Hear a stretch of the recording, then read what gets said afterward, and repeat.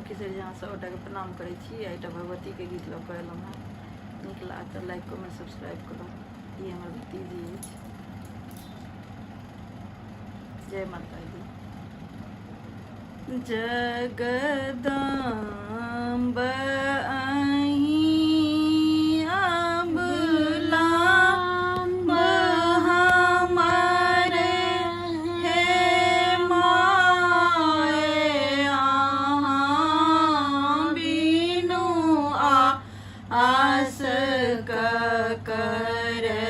जगदम्ब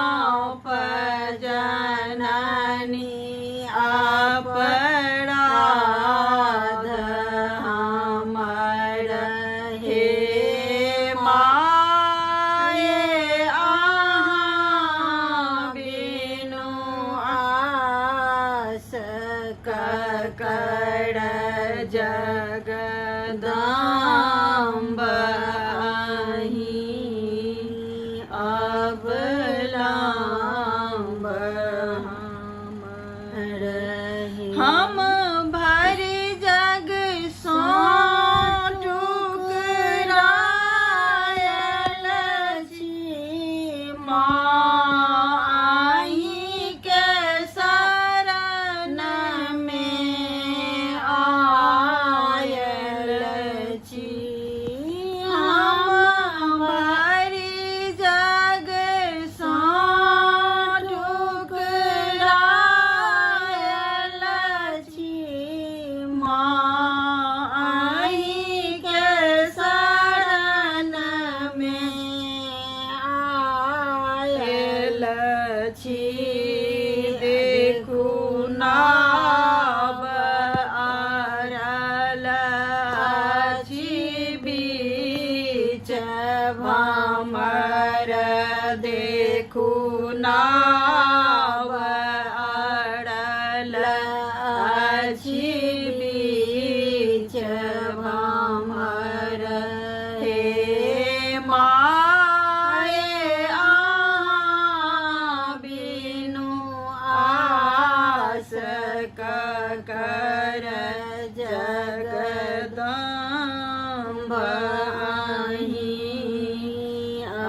अबलम्ब